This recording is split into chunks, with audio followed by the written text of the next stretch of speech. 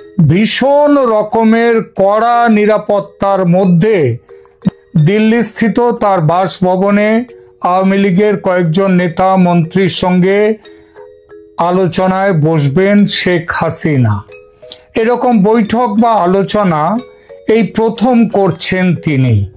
দেশ ছেড়ে দলের বহু নেতা মন্ত্রী ভারতে আশ্রয় নিয়েছেন। তিনি চাইলে তাদের সঙ্গে আলোচনায় বসতে পারতেন। যতদূর জানি তিনি চাননি। মাল্টি লেয়ার্ড সিকিউরিটি অ্যারেঞ্জমেন্ট নেওয়া আছে তার জন্যে। প্রধানমন্ত্রী মোদির বাসস্থানে যেমন নিরাপত্তা বলয় অনেকটা তেমনটাই। এর আগে দলীয় বৈঠক না করলেও দলের নেতা মন্ত্রীদের কারো কারো সঙ্গে ফোনে কথা বলেছেন নেত্রী। তবে সে ফোন তাকে দেয়া হতো নিরাপত্তা সম্পর্কে নিশ্চিত হওয়ার পর। তিনি ইউরোপ, আমেরিকা ও অন্য কোনো দেশের দলীয় সমর্থক ও সংগঠকদের উদ্দেশ্যে অডিও ও ভিডিও বার্তা পাঠিয়েছেন, একটা নয় একাধিকবার। কিন্তু এই প্রথম তিনি দলের কয়েকজন নেতা মন্ত্রীর সঙ্গে মুখোমুখি আলোচনায় বসলেন। এই আলোচনাটাকে আমরা এখানে বৈঠক বলছি, যদিও এটা সেইভাবে কোনো একদম কি বলবো ফর্মাল বৈঠক নয়। এগুলো হচ্ছে নেতা মন্ত্রীদের সঙ্গে আলোচনায় বসা। অবশ্যই ভারত সরকার তারও অনুমতি দিয়েছে বলে এই মুখোমুখি বসাটা সম্ভব হলো।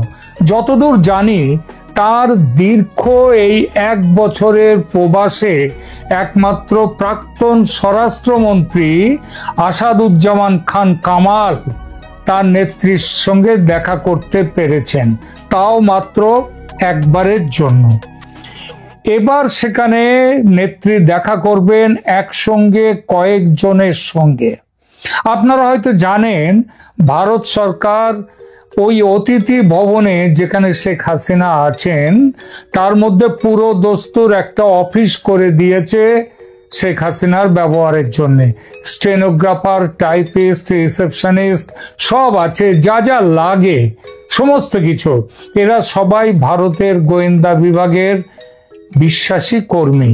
অডিও ভিডিও বার্তা যেসব পাঠান নেত্রী, তার জোগাড় যন্ত্র, ব্যবস্থাপনা সবকিছু এই কর্মীরাই করে দেয়।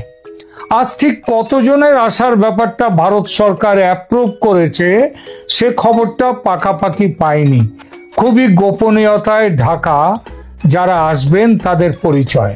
তবে দিল্লির যে সূত্র থেকে খবর পেয়েছি তিনি বলেছেন নেত্রীর সঙ্গে দেখা করার জন্য যাদের আসার কথা তাদের নাম কোনো পক্ষ থেকেই প্রকাশ করা হয়নি। তবে চর্চা চলছে এই নামগুলো থাকার সম্ভাবনা খুব বেশি এবং এদের সঙ্গে যোগাযোগ করা হয়েছে নেত্রীর নির্দেশ মতো তাদের আসার জন্য। এই তালিকায় প্রথমে আছেন প্রাক্তন স্বরাষ্ট্রমন্ত্রী আসাদুজ্জামান খান কামাল, তারপর মেজর জেনারেল তারেক রহমান সিদ্দিক যিনি ছিলেন শেখ হাসিনার প্রাক্তন প্রতিরক্ষা ও নিরাপত্তা উপদেষ্টা, আবার শেখ হাসিনার বৈবাহিক সূত্রে নিকটাত্মীয়। ওবায়দুল কাদের দলের সাধারণ সম্পাদক ও প্রাক্তন সড়ক পরিবহন ও সেতু মন্ত্রী। জাহাঙ্গীর কবির নানক ইনি প্রেসিডিয়াম বা সভাপতি মণ্ডলীর সদস্য। মোফাজ্জল হোসেন চৌধুরী মায়া ইনি মন্ত্রী ছিলেন আবার প্রেসিডিয়াম সদস্য। নূর এ আলম চৌধুরী লিটন ইনি ছিলেন সংসদে দলের চিফ হুইপ। এছাড়া একজন হিন্দু নেতা এই দলে থাকতে পারেন বলেও শুনেছি। এই ব্যাপারে আওয়ামী লীগ দলের মুক্তিযুদ্ধ বিষয়ক সম্পাদক মৃণাল কান্তি দাসের নাম শোনা যাচ্ছে। এছাড়া বাংলাদেশ হিউম্যান রাইটস ওয়াচ সংস্থার সেক্রেটারি জেনারেল মোহাম্মদ আলী সিদ্দিকীরও এই সভায় এই আলোচনায় থাকার সম্ভাবনা। বাস্তবে কারা কারা ছিলেন এই বৈঠকে সে নামগুলো আজ জানতে পারিনি, তবে পরে ঠিকই জানতে পারবো। আপাতত সে প্রসঙ্গটি তুলে রেখে পূর্ব নির্ধারিত যে বিষয়গুলি আজকের আলোচনার এজেন্ডা ছিল, শেখ হাসিনা যেগুলোকে ঠিক করে রেখেছিলেন বৈঠকের জন্য, সেদিকে একবার নজর ফেরাই, দেখি আজকের আলোচনায় কোন কোন বিষয়ে আলোচনা হয়েছে। আবার বলছি, এখানেও কোনো প্রকাশ্য সূত্র থেকে কিছু জানানো হয়নি, কারণ এটা সেই অর্থে কোনো ফর্মাল বৈঠক নয়, এটা কয়েকজনের মধ্যে আলোচনা। তবে আমার দিল্লির সূত্র জানাচ্ছে যে তারা যতটা হুইসপারিং বলা যায় কিংবা যেরকমভাবে শুনেছেন যেসব দিক দিয়ে, সেখান থেকে তারা বলছেন আলোচনায় এই কয়েকটি বিষয় ছিল মুখ্যত। যেমন প্রথমে বলি, স্ট্র্যাটেজিক অ্যান্ড অর্গানাইজেশনাল প্ল্যানিং বা কৌশলগত ও সাংগঠনিক পরিকল্পনা। আলোচনায় আজকেও সবাই একমত হন যে ইউনূস সরকারের চূড়ান্ত ব্যর্থতা ওই সরকারের বিরুদ্ধে মানুষকে খেপিয়ে দিয়েছে। জনতা চলে গেছে বহুলাংশে সরকারের বিরুদ্ধে চলে গেছে ছাত্র সমাজ, সাধারণ মানুষ শেখ হাসিনার শাসন ফিরে আসুক, এটাই চাইছে মনে প্রাণে। দলের ঘুরে দাঁড়াবার সময় অতএব এসে গেছে, আর এটা করতে গেলে সংগঠনকে ঢেলে সাজাতে হবে।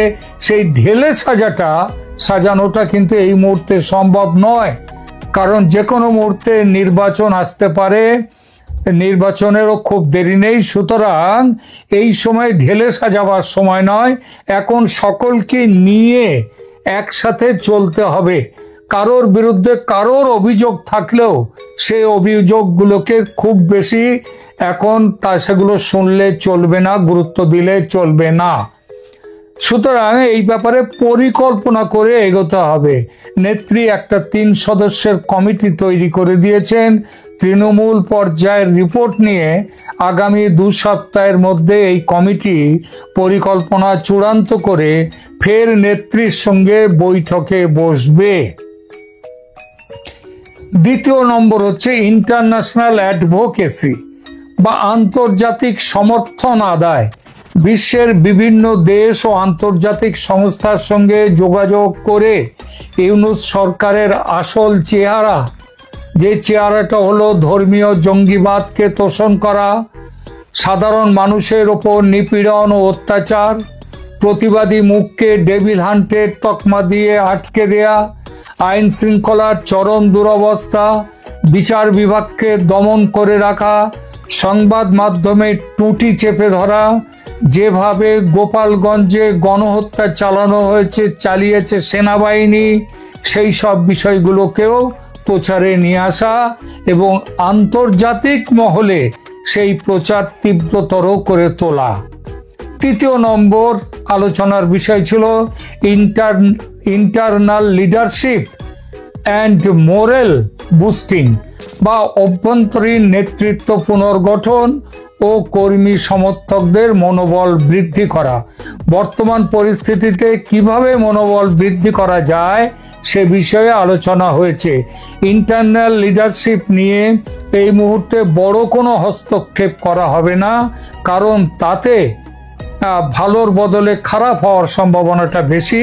সেটা করা হবে কাদেরকে কিভাবে ব্ল্যাকলিস্টেড করা হয়েছে, সেই ব্ল্যাকলিস্টেড কিন্তু করা হয়েছে, সেই তাদেরকেও এখন রাখতে হবে।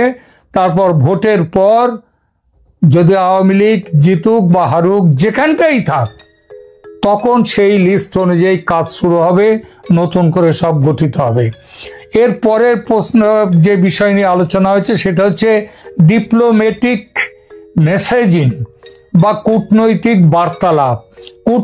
বার্তালাপ এবং এর পরের যে বিষয়টি মিনিস্ট্রি ইন এক্সাইল, এটা গঠন করা এবং একে অন্যটির সঙ্গে অঙ্গাঙ্গিভাবে যুক্ত। বাংলাদেশের হাসিনা সরকার সে দেশের আসল বৈধ সরকার, ষড়যন্ত্র করে অন্যায়ভাবে সেই সরকারকে হটিয়ে একটি দখলদার অবৈধ সরকার দখল করেছে বাংলাদেশের শাসন ক্ষমতা। অথচ এতদিন কূটনৈতিকভাবে আওয়ামী লীগ এর বিরুদ্ধতা করতে পারেনি, কারণ এতদিন সে পরিস্থিতি ছিল না।